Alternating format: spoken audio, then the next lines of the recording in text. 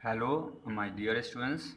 इस वीडियो में हम लोग क्लास 11th के सेट्स चैप्टर को देखेंगे, जो काफ़ी इंटरेस्टिंग चैप्टर होने वाला है। तो आप इस पूरे वीडियो को देखेंगे ताकि आपके सेट्स के पहले एक्सरसाइज, जो सेट्स के फर्स्ट एक्सरसाइज हैं, उनके क्वेश्चंस बनाने में किसी भी प्रकार की कठिनाइयाँ नहीं होगी। और आपको वीडियो के माध्यम से आपको नए लेसन्स स्टार्ट हुए हैं, जिसको आप अच्छे तरह से पढ़ेंगे। ये काफ़ी आसान और बहुत जल्द ख़त्म होने वाले लेसन्स हैं। ओके, तो सेट्स यहाँ जो दिए गए हैं, जिसका हमने डिफिनीसन लिखा है। पहले सेट्स के डिफिनीसन जानने से पहले हमें ये बात जान लेना अति आवश्यक है कि इस वर्ल्ड में जितने भी थिंग्स होते हैं, उन सभी थिंग को, जितने भी वस्तुएं हैं, जितने भी थिंग है, उन सभी को हम लोग दो कैटेगोराइज में बांटते हैं, लिविंग थिंग या नॉन लिविंग थिंग। अर्थात जितने भी ऑब्जेक्ट्स हैं उनको हम लिविंग थिंग या नॉन लिविंग थिंग के कैटेगरी में डिवाइड करते हैं। ओके, तो यहाँ पर जो सेट्स है, आखिरकार सेट्स हम किसे कहते हैं या सेट्स क्या होता है, इसको अगर हम समझे तो यहाँ हमने डिफिनेशन लिखा है, ए वेल डिफाइंड कलेक्शन। यहाँ कलेक्शन का मतलब क्या है कि जो भी कलेक्शन हो उसका वो वेल डिफाइंड हो, जिसको आसानी से या वेल सही ढंग से डिफाइन किया गया हो, वैसा कलेक्शन जिसको सही ढंग से डिफाइन किया जा सकता है, वे सभी कलेक्शन ऑब्जेक्ट्स के जो होंगे, उस सभी कलेक्शन को हम बोलेंगे सेट्स। अर्थात सेट्स के वे सभी कलेक्शंस को हम ऑब्जेक्ट्स के वे सभी कलेक्शन को हम लोग सेट्स कहेंगे, जिसको हम लोग वेल डिफाइंड कर सकते हैं। हम लोग आगे एक्सरसाइज के माध्यम से इसको और भी अच्छे तरह से समझने का कोशिश करेंगे। ओके, तो आपको बस सेट्स का डिफिनेशन ध्यान रखना है कि a well defined collection of objects is called a set. अर्थात एक मैंने ऑब्जेक्ट्स का जो कलेक्शन है, अगर वह वेल डिफाइंड है तो हम उस कलेक्शन को सेट कहेंगे। यहाँ कुछ नोटेशन है, जिस नोटेशन को से पहले हमें एक बात जानना है कि सेट्स को हम लोग कभी भी रिप्रेजेंट अगर करते हैं तो इंग्लिश अल्फाबेट के जो 26 लेटर होते हैं, उस 26 लेटर में किसी भी लेटर से हम किसी भी सेट्स को रिप्रेजेंट कर सकते हैं।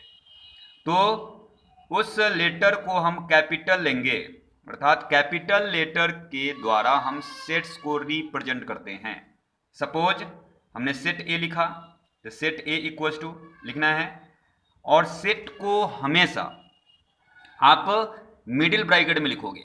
सेट्स में जितने भी ऑब्जेक्ट्स होंगे, अर्थात एलिमेंट्स होंगे, उन सभी एलिमेंट्स को आपको मिडिल ब्रैकेट में लिखने हैं। यानी अर्थात सेट्स में जितने भी एलिमेंट्स होते हैं, उन सभी एलिमेंट्स को हम मिडिल ब्रैकेट में लिख देते हैं, तो हम उस कलेक्शन को हम सेट्स कहेंगे। तो यहाँ बात आता है कि हमने ए बराबर AEIOU हमने लिखा। इंग्लिश अल्फाबेट के ये 5 लेटर है। तो अगर हम इस इंग्लिश अल्फाबेट के 5 लेटर का बात कर रहे हैं, तो इस अल्फाबेट को हम लोग जानते हैं कि इन सभी अल्फाबेट को हम इंग्लिश के वॉवेल के नाम से जानते हैं। अर्थात इंग्लिश का वॉवेल का जैसी बात है, इंग्लिश में 26 जो लेटर होते हैं उसमें वॉवेल कौन कौन है, तो आई होप इसमें सभी स्टूडेंट्स का आंसर यही आएगा, AEIOU। तो जो एलिमेंट्स, जो सेट्स हैं, उसको कैपिटल इंग्लिश अल्फाबेट के कैपिटल लेटर से डिनोट करते हैं। अगर हमें एलिमेंट इंग्लिश अल्फाबेट के लिखने होते हैं तो उसे हम स्मॉल लेटर द्वारा रिप्रेजेंट करते हैं। यानी ये जो आपको सेट्स दिख रहे हैं, इस सेट्स के एलिमेंट्स कहे जाएंगे, AEIOU, ये सेट्स के एलिमेंट कहे जाएंगे। तो बात आता है कि AEIOU यहाँ इस ए सेट का 5 एलिमेंट है।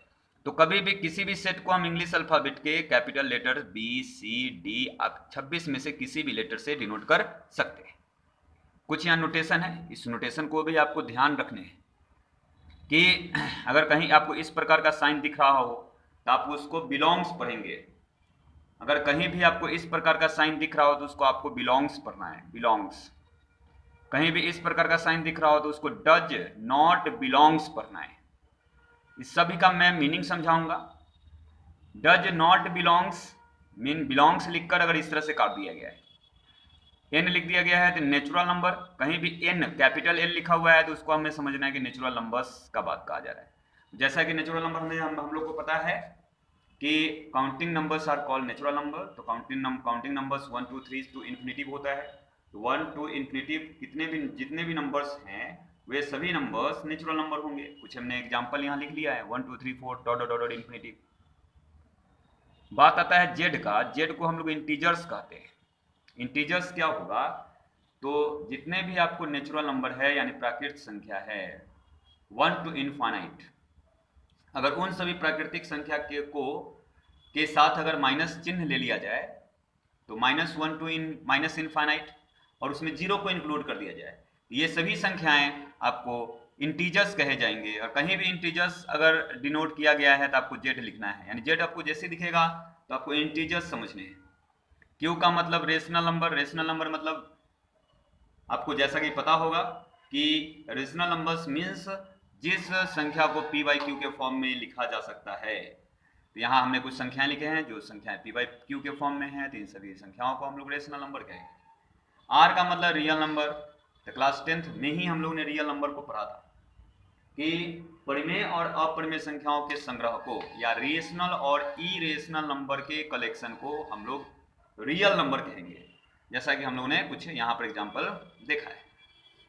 तो ये कुछ आपके नोटेशन है, इन सभी नोटेशन को आप बिल्कुल ध्यान रखेंगे क्योंकि ये नोटेशन अभी सेट्स जो चैप्टर हम लोग पढ़ रहे हैं उस चैप्टर्स में इसका काफ़ी यूज है। कहीं भी आपको ये नोटेशन दिखे तो आपको मीनिंग ये समझना है कि अच्छा ये बात है या ये नंबर है, इस नंबर को रिप्रेजेंट किया जा रहा है। चलिए तब हम लोग बात करते हैं, सेट्स को हम लोग डिस्क्राइब कर सकते हैं, माने किसी भी सेट्स को हम लोग दो प्रकार से डिस्क्राइब कर सकते हैं। किसी भी सेट्स को हम लोग दो प्रकार से डिस्क्राइब कर सकते हैं। एक तो डिस्क्राइब करने का मेथड है रोस्टर फॉर्म या उसी को बोलते हैं टेबुलर फॉर्म। रोस्टर फॉर्म और टेबुलर फॉर्म सेम बात है। जैसे कुछ बात यहाँ लिखा है, sets of all factors of 24, means 24 के सभी फैक्टर, मीन्स यहाँ 24 जिन जिन संख्याओं से विभाजित होती है वे सभी संख्याएं के बारे में कहा जा रहा है। तो सेट बिल्डर फॉर्म में हम क्या करते हैं कि मिडिल ब्रैकेट के अंदर हम एलिमेंट्स को लिखते हैं। यहाँ किस एलिमेंट्स की बात कहा जा रहा था, set of all factors of 24 के सभी फैक्टर। तो 24 1 से डिविजिबल होता है तो 1 लिख दिया, 2 से डिविजिबल है 2 लिख दिया, 3 से डिविजिबल है 3 लिख दिया, 4 से डिविजिबल है 4 लिख दिया, 6 से डिविजिबल होगा, 5 से नहीं होगा इसलिए हमने 5 नहीं लिखा है, 6 से डिविजिबल होगा तो मैंने 6 लिखा, 7 से नहीं होगा डिविजिबल इसलिए 7 नहीं लिखा है, 8 से होगा डिविजिबल, 12 से होगा, 24 से होगा। यानी ये सभी एलिमेंट्स जो दिख रहे हैं, ये जो आपको ऊपर में क्वेश्चन कहा जा रहा है sets of all factors of 24। अच्छा यहाँ पर एक बात भी समझना है, सेट्स के डिफिनीशन में हमने पढ़ा है कि all well defined collection of objects is called sets. तो बात आता है कि यहाँ जो कलेक्शन का किया जा रहा है 24 के फैक्टर्स का, क्या ये 24 का फैक्टर क्या सभी का आंसर, सभी स्टूडेंट्स का आंसर यही आएगा कि इसके अतिरिक्त भी कुछ आंसर हो सकते हैं? तो ये बात तो क्लियर दिख रहा है कि इसके अतिरिक्त और कोई आंसर नहीं होंगे, यानी कि इस ऑब्जेक्ट्स का जो कलेक्शन को हम वेल डिफाइंड कलेक्शन कहेंगे। अर्थात ये सेट्स हो गए, हमने इसको ए लिख लिया और इसमें जितने भी एलिमेंट्स लिखने थे यानी 24 के फैक्टर्स लिखने थे उसको मैंने लिख दिया। अगर हम किसी भी सेट्स को इस फॉर्म में लिख ले तो यही जो फॉर्म कहलाता है आपको कौन सा फॉर्म, तो टेबुलर फॉर्म या रोस्टर फॉर्म। कभी भी आपको रोस्टर या टेबुलर फॉर्म में लिखने होंगे तो आपको इस प्रकार से लिखने हैं। चलिए अब हम लोग बात करते हैं एक और, इसमें एग्जाम्पल हमने लिया है sets of all letters in the word trigonometry, TRIGONOMETRY।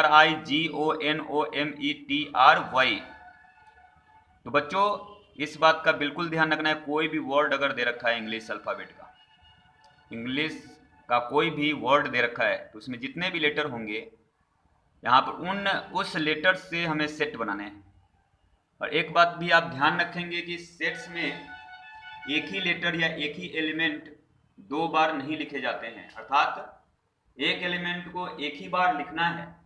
और ये भी बात ध्यान रखना है कि अगर क्रम आगे पीछे होता है, जैसे यहाँ 1 2 3 4 5 लिख दिया गया है, अगर ये आगे पीछे भी है अर्थात इस पूरे को हम ये भी लिख सकते हैं 3, 4, 6, 8, 12, 24, 1, 2, तो कोई फर्क नहीं पड़ता है।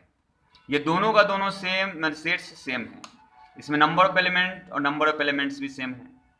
तो दो सेट्स अगर सेट्स लिखे गए हैं तो उसके एलिमेंट का क्रम कोई भी हो, पोजीशन कोई भी हो, इससे कोई फर्क नहीं पड़ता है। इस बात का पूरा ध्यान रखोगे। चलिए अब बात हम लोग करते हैं कि ट्राइगोनोमेट्री में हम लोग देखते हैं कि एक टी लेटर इसमें दिख रहा है और टी 2 बार है। तो जैसा कि अभी हमने आपको बताया है कि सेट्स में किसी भी लेटर को एक ही बार लिखने होते हैं। यहाँ पर 2 बार लिखे गए हैं, ये टी इस वर्ड में टी 2 बार है तो हमने टी 1 लिखा, तो टी को हमने अंडरलाइन कर लिया। अब आर की बारी है तो आर यहाँ भी है, यहाँ भी है, तो आर हमने लिख लिया। आई की बारी है तो आई यहाँ है, अकेला है आई, तो आई मैंने लिख लिया। जी भी अकेला है तो जी लिख दिया। ओ भी अकेला है तो ओ लिख दिया। ओ अकेला नहीं है, 2 गो है तो हमने 1 बार ओ लिखा। मैंने इस ट्राइगोनोमेट्री जो वर्ड है इसमें जितने भी लेटर डिफरेंट डिस्टिंक्ट बोल सकते हैं, अलग अलग जो लेटर है, जितने डिफरेंट लेटर से वो बने, अगर उस लेटर को हम लिख दे मिडिल ब्रैकेट के अंदर और उसके बीच में अगर हम कॉमा का साइन दे दे तो ये एक सेट को रिप्रेजेंट करेगा। और इस प्रकार का जो रिप्रेजेंटेशन होता है, इस रिप्रेजेंटेशन को हम रोस्टर फॉर्म या टेबुलर फॉर्म में रिप्रेजेंटेशन कहते हैं। अब दूसरा इसी को रिप्रेजेंट करने का दूसरा विधि है जिसको हम लोग बोलते हैं सेट बिल्डर फॉर्म। इस बात को याद रखना, सेट बिल्डर फॉर्म यानी डिस्क्राइब करने का 2 मेथड में हमने एक मेथड तो देख लिया, ये जो रोस्टर फॉर्म या टेबुलर फॉर्म है, और दूसरा मेथड है आपको सेट बिल्डर फॉर्म। एक यहाँ सेट दिया है 1 2 3 4 5 6 7। इस सेट को हम किस प्रकार से एक्सप्लेन कर सकते हैं? तो हमने यहाँ पर क्या किया, इस पूरे जो एलिमेंट है इस सभी एलिमेंट्स को x के फॉर्म में हमने माना, x माना, तो हमने लिखा x, इसको पढ़ते हैं सच डैट x। अब x यहाँ पर किस तरह के नंबर है इसको थोड़ा सोचना है, यहाँ पर आपको थोड़ा सोचने होंगे। सेट बिल्डर फॉर्म में जो नंबर्स लिखे गए या जो एलिमेंट्स हैं उस एलिमेंट को आपको कुछ स्टेटमेंट के फॉर्म में लिख कर डिस्क्राइब कर देना है, ताकि उसमें लिखे गए सभी एलिमेंट समझ में आ जाए कि हाँ किस एलिमेंट के बारे में कहा जा रहा है। इस बात का पूरा ध्यान रखेंगे। चलिए तुम देखते हैं, यहाँ 1 2 3 4 5 6 7 दिख रहा है। ऐसा तो है कि ये सारा का सारा नेचुरल नंबर्स है, भले जो हो अलग बात है, बट नेचुरल नंबर्स तो है। मैंने लिखा x such that x belongs, ये बिलोंग्स का साइन है, बिलोंग्स x किसको बिलोंग कर रहा है, x आखिरकार है क्या, तो नेचुरल नंबर है। ये बात लिखा गया x such that x belongs natural number. And अब यहाँ से नेचुरल नंबर बोल देंगे तो नेचुरल नंबर तो 1 to इनफाइनाइट होता है, बात बहुत सारे नंबर्स होंगे, लेकिन यहाँ पर तो 1 2 3 4 5 6 7 ही दिया है। तो बात आता है कि यहाँ जो हमने इस सभी एलिमेंट्स को x के फॉर्म में माना है, यहाँ पर हम ये कह सकते हैं कि इस x का जो वैल्यू है 8 से छोटा है, 8 से छोटा सारा नेचुरल नंबर है। यहाँ x इज लेस देन, ये आपको लेस देन का साइन है, इस तरह का साइन होगा तो इसको ग्रेटर देन बोलते हैं। ये साइन के बारे में हम लोग को ऑलरेडी पता है, इसको हम लोग इक्वल का साइन बोलते हैं, इक्वल बराबर। यहाँ पर ग्रेटर देन लेस देन 8 है, हमें ये बात क्या यहाँ पर क्या समझ में आया। अब इस बात अगर ये नहीं दिया है, थोड़ा सा आप इसको सोचिए, अगर ये नहीं दिया है इसका क्या मतलब, x such that x belongs to natural number. अच्छा, इससे हम ये समझ में आ रहा है कि ये जो भी सेट है उसमें नेचुरल नंबर है। तो कैसे नेचुरल नंबर है, तो 8 से छोटा नेचुरल नंबर था। आपके मन में नेचुरल नंबर जब आपको डिफिनीशन पता है तो 8 से छोटा जितने भी नेचुरल नंबर है उस सभी को अगर हम मिडिल ब्रैकेट में डाल दें तो इस सेट के माध्यम से जिस एलिमेंट के बारे में कहा जा रहा है उस एलिमेंट को हम लोग लिख लेंगे या लिख पाएंगे। तो 8 से छोटा नेचुरल नंबर, तो 1 2 3 4 5 6 7, 8 से छोटा कर रहा है तो बस वही रह जाएगा। थोड़ा सा यहाँ पर हम लोग इसको भी चेंज कर सकते हैं, यहाँ आपको लिखने आना चाहिए। आप इस प्रकार तो इतना लिख ही लोगे। एंड लिखा गया है x is less than equal to, अब हम लेस देन माने छोटा होना चाहिए, और इक्वल किसके होना चाहिए, तो 7 अगर हम लिख दे तो थोड़ा इसको सोचो, तो माने यहाँ जो भी x होगा इस सेट में वो 7 होना चाहिए या 7 से छोटा होना चाहिए। 7 और 7 से छोटा, 7 तो लेना है, इक्वल का साइन दे दिया गया तो 7 लेना है। और 7 से छोटा नेचुरल नंबर 6 5 4 3 2 1 होगा, तो यानी इसी सेट्स को रिप्रेजेंट करेगा। तो आप भी दोनों में से कोई बात को लिख सकते हैं। फर्क बस ये बात को आपको ध्यान रखना है कि जो क्वेश्चन में कहा जा रहा है इसके माध्यम से, इस स्टेटमेंट के माध्यम से वो पूरे क्वेश्चन का एलिमेंट समझ में आने लगे कि हाँ आखिरकार कौन एलिमेंट है। चलिए अब यहाँ पर क्या है, बी एक सेट है, 2 का पावर 1, 2 का पावर 2, 2 का पावर 3, 2 का पावर 4, 2 का पावर 5, सो ऑन। अब यहाँ पर देखोगी तो सारे के सारे में बस आपको पावर वाला वैल्यू चेंज हो रहा है। चेंज हुआ तो क्या हुआ, 1 2 3 4 5 हुआ, यही तो हुआ। यानी सब इसमें 2 टू दी पावर n के फॉर्म का है। इस पूरे एलिमेंट्स को हम, इस पूरे को, इस ये जो भी लिखे हैं सबको x मान लेते हैं। x सचरेट x, x क्या है तो 2 के पावर n के फॉर्म का है, 2 का पावर n। n यहाँ पर क्या क्या है वो बताना है, 1 है, 2 है, 3 है, 4 है, 5। मैंने आपको पहले अगर ये नहीं दिया होता तो यही बात रिप्रेजेंट होता है कि नहीं, चेक करते हैं।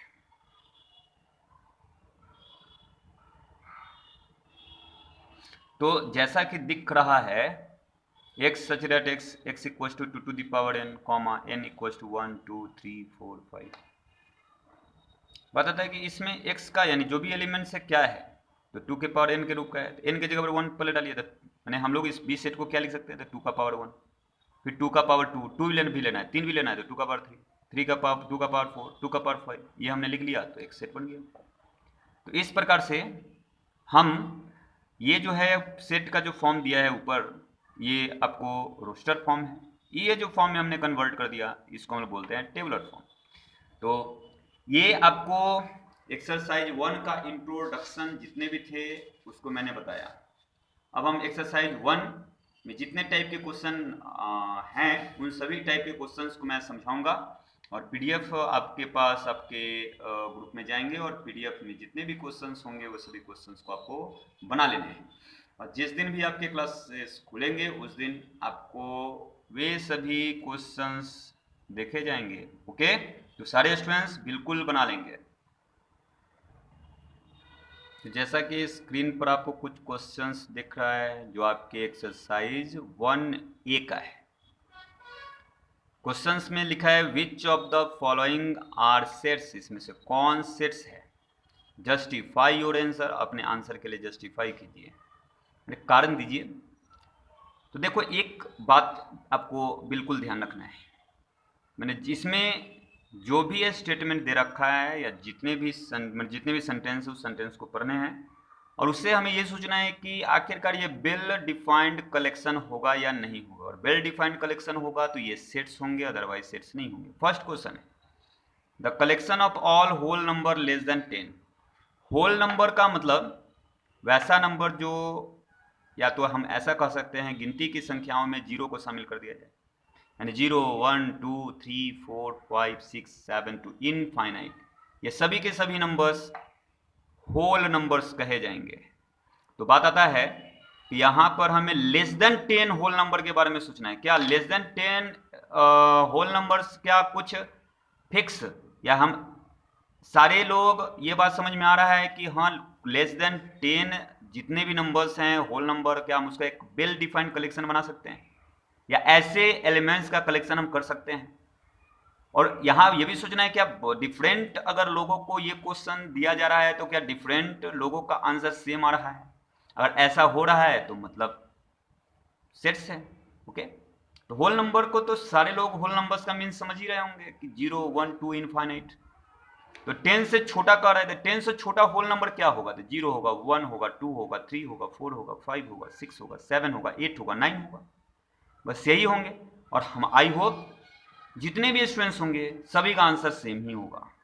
तो हम इस क्वेश्चन नंबर 1 को हम कह सकते हैं कि वेल डिफाइंड कलेक्शन है।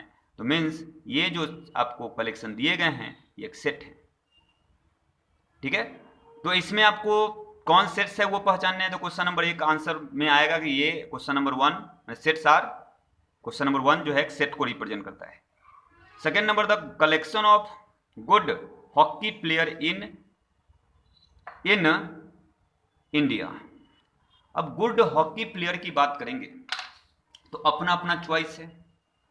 बात आता है कि अगर मैं किसी गुड हॉकी प्लेयर के बारे में सोचूं तो मेरा नाम कुछ हो सकता है, और बात आता है कि किसी और अगर व्यक्ति के बारे में अगर व्यक्ति इस बात को सोचता है तो किसी उस व्यक्ति के लिए गुड हॉकी प्लेयर कोई और हो सकता है। तो बात आता है कि यहाँ अगर हम लोग ये सोचे कि अगर सभी लोगों का क्या आंसर सेम आएगा, क्या एक ही आंसर आना है? तो इससे ये बात समझ में आता है कि नहीं, सभी लोगों का अलग अलग आंसर आएगा। अब एग्जाम्पल के तौर पर सोच लो, मान के चलो क्रिकेट टीम में बेस्ट प्लेयर की बातें कहा जा रहा है, तो बेस्ट प्लेयर किसी के अकॉर्डिंगली MS धोनी हो सकता है, किसी के अकॉर्डिंगली रोहित शर्मा हो सकता है, किसी के अकॉर्डिंग आपको कोहली हो सकता है। तो पता चलेगा कि इस सेट्स में वेल डिफाइंड कलेक्शन नहीं हुआ, या सभी एक ही आंसर को दे रहे हैं, ये नहीं हो रहा है। यहाँ डिफरेंट लोगों के लिए डिफरेंट आंसर हो सकते हैं, ये एक सेट्स के अंतर्गत नहीं आएगा। यानी इस प्रकार से आपको सारे क्वेश्चन को समझने हैं। The collection of all questions in this chapter, तो हाँ, किसी भी चैप्टर में जितने भी क्वेश्चन का कलेक्शन है वो तो हम कर सकते हैं। अगर इसी चैप्टर में इस क्वेश्चन के कलेक्शन का बात करें, तो अगर इस क्वेश्चन को हम सभी लिख दे, सभी क्वेश्चन को एक साथ लिख देते, ये वेल कलेक्शन हो गया, तो ये हो सकता है सेट्स, होगा set. The collection of all difficult chapter in this book. अब अगर यही बात करें कि सभी डिफिकल्ट चैप्टर का कलेक्शन करना है, तो आपके अकॉर्डिंगली डिफिकल्ट चैप्टर हो सकता है ट्राइगोनोमेट्री हो सकता है कि स्ट्रेट लाइन हो, लेकिन किसी दूसरे स्टूडेंट के लिए वही डिफिकल्ट चैप्टर हो, ये कहना थोड़ा संभव नहीं है, ये कहना थोड़ा मुश्किल है। तो वेल डिफाइंड कलेक्शन ये नहीं कहलाएंगे, यानी कि क्वेश्चन नंबर 4 जो आपको दिख रहा है ये सेट्स नहीं है। The collection of Hindi novel writer, the collection of Hindi novel writer bye Munshi Premchand, यानी मुंशी प्रेमचंद्र द्वारा लिखा गया जितना भी हिंदी नोवेल है उसके बारे में। तो प्रेमचंद्र द्वारा जितने भी हिंदी नोवेल्स लिखे गए हैं, तो अगर कोई भी व्यक्ति इसका सेट्स बनाने चलेगा, तो जितने भी हिंदी नोवेल्स उनके द्वारा लिखे गए हैं वो उसका नाम लिखेगा, तो सभी के द्वारा तो आंसर सेम ही आएगा। तो ये वेल डिफाइंड कलेक्शन हुआ। अब a team of 11 best cricket player of India, best cricket player हर एक व्यक्ति के अकॉर्डिंगली अलग अलग हो सकता है, तो ये भी आपके सेट्स में नहीं आएंगे। द कलेक्शन ऑफ मंथ का कलेक्शन, ऑफ ईयर जो एक साल में जो जितने मंथ होते हैं, 12 जो मंथ होते हैं, which whose name begin with the letter M, तो एम लेटर से स्टार्ट होने वाले इंगवती महीने का नाम लिखने हैं। हाँ, तो बिल्कुल लिखा जा सकता है, मार्च हो जाएगा, मई हो जाएगा। इस प्रकार से एम से स्टार्ट होने वाले अगर 12 जो भी मंथ है उसमें से कोई भी मंथ क्या, जो भी एम से स्टार्ट होने वाले मंथ को हम अगर लिख देंगे एक सेट्स के फॉर्म में, तो वो वेल कलेक्शन होगा। The collection of all interesting book, interesting book भी आप डिफरेंट स्टूडेंट के लिए डिफरेंट हो सकते हैं, इसलिए ये भी वेल डिफाइंड नहीं कलेक्शन होगा और ये भी सेट्स के अंतर्गत नहीं आएंगे। The collection of all short boy of your class, अब शॉर्ट बॉय मीन्स कितना हाइट से कम रहेगा तो उसको शॉर्ट कहेंगे। अब कहीं उसमें पूरे के पूरे 4 फीट के स्टूडेंट्स हो, 4 फीट से लेस का हो, तो हम शॉर्ट स्टूडेंट तो किसी को नहीं कर सकते। हाँ, एक क्राइटेरिया देता कि 3 फीट से छोटा, तो वहां पर हम कलेक्शन कर सकते थे किसी क्लास का, लेकिन ये कलेक्शन नहीं किया जा सकता है, तो ये भी गलत है, ये भी सेट्स नहीं होंगे। तो इस प्रकार आपको फर्स्ट क्वेश्चन में आपको इस टाइप के क्वेश्चन होंगे, सेट्स है या नहीं आपको बताने हैं, तो आई होप आप बता लोगे। चलिए अब हम लोग आगे क्वेश्चन देखते हैं। आपके 1A एक्सरसाइज में ये क्वेश्चन नंबर 2 है, जिसमें लिखे गए हैं let A be the set of all natural numbers less than 8। सबसे पहला आपको सेट्स बना लेना है, सेट्स बना लेना है। आप लिख रहा है write in roster form, roster form में इस सेट को लिखना है। तो चलो इस सेट को ए मान लिए, सभी नेचुरल नंबर का सेट है लेस देन 8, 8 से छोटा सभी नेचुरल नंबर, तो नेचुरल नंबर 8 से छोटा सभी नेचुरल नंबर क्या होंगे, 8 से छोटा नेचुरल नंबर हो गया आपको 1 2 3 4 5 6 7, 8 से छोटा का रहा लेस देन 8, तो इसमें 8 शामिल नहीं होगा।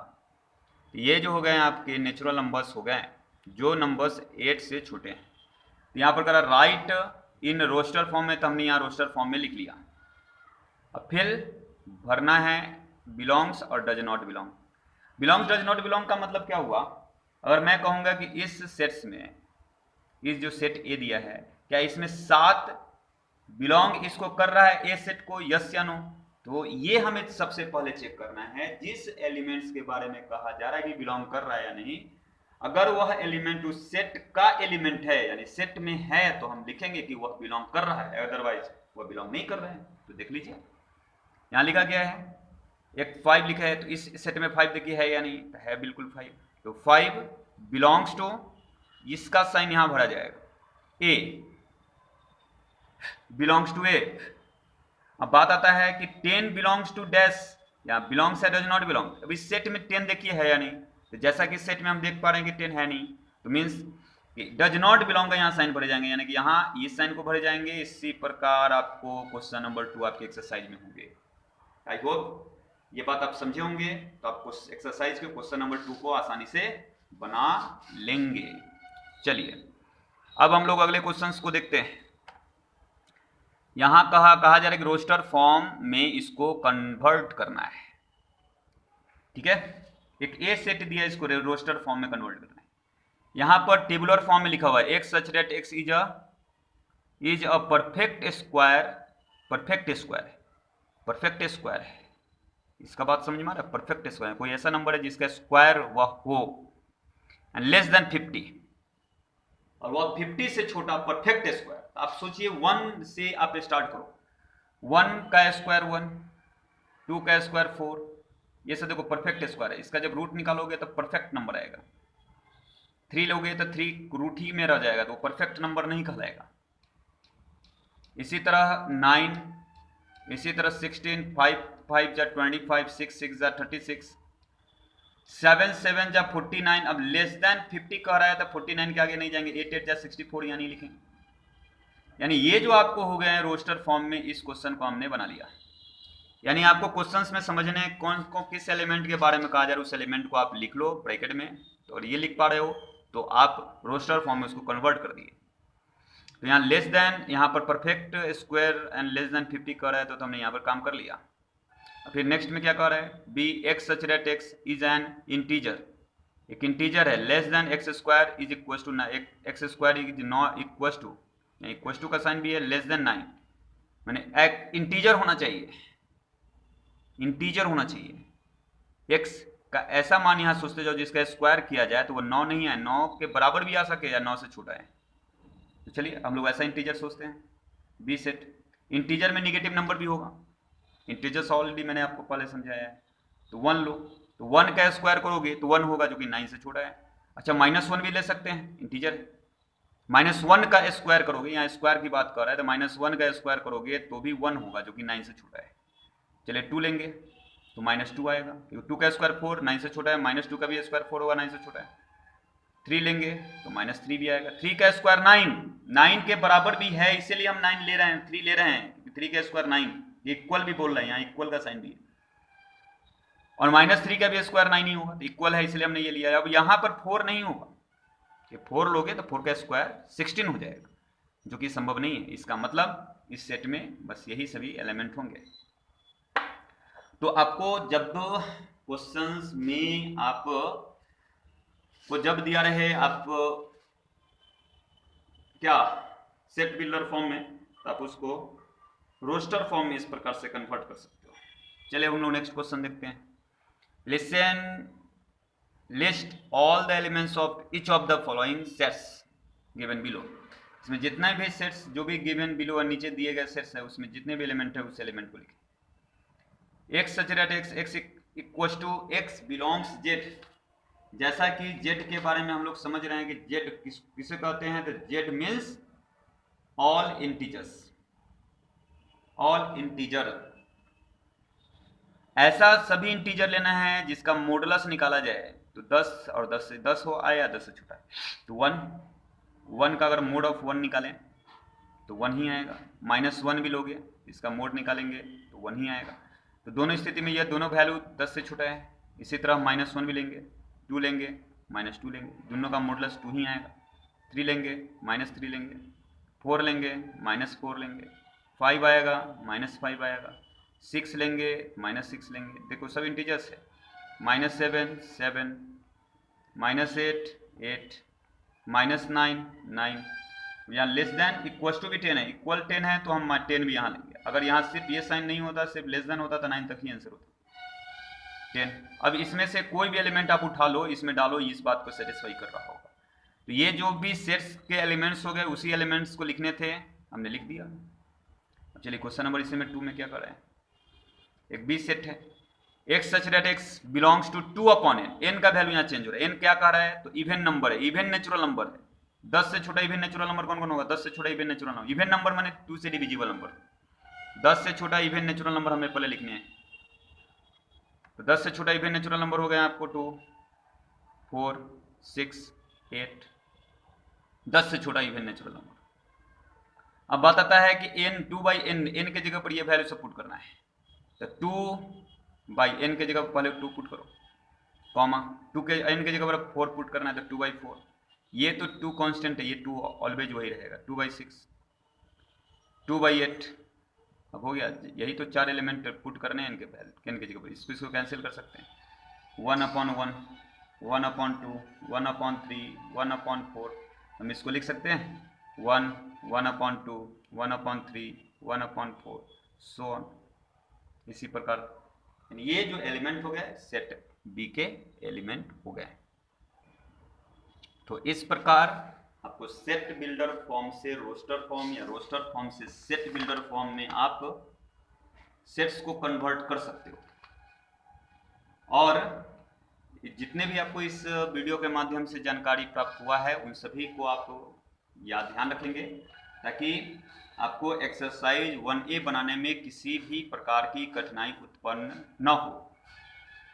आई होप आपको यह वीडियो पसंद आया होगा। अगर वीडियो आपको पसंद आया है तो आप वीडियो को शेयर करें, लाइक करें, और द अंशु आनंद एवं मनीष आनंद जो 2 चैनल है इस कोचिंग का, उसे सब्सक्राइब जरूर करें। और इस वीडियो के साथ साथ आपको एक PDF पेज भी जाएगा जो इस एक्सरसाइज के होंगे। आप उस एक्सरसाइज को अच्छी तरह से बना लेंगे। अगर किसी भी क्वेश्चन में आपको डाउट होंगे तो आप व्हाट्सएप के सहारे आप उस डाउट को भी क्लियर कर सकते हैं। यानी कमेंट में आपको उस क्वेश्चन जो भी हैं उस क्वेश्चन नंबर आप दोगे तो हम उस क्वेश्चन को सॉल्व कर या उसका डिस्क्रिप्शन या उसका जो है विश्लेषण मैं आपको वीडियो के माध्यम से या उस क्वेश्चन को सॉल्व करके मैं आपको बता दूंगा। तो आज के वीडियो में बस इतना ही, फिर हम लोग मिलते हैं नेक्स्ट वीडियो में। धन्यवाद।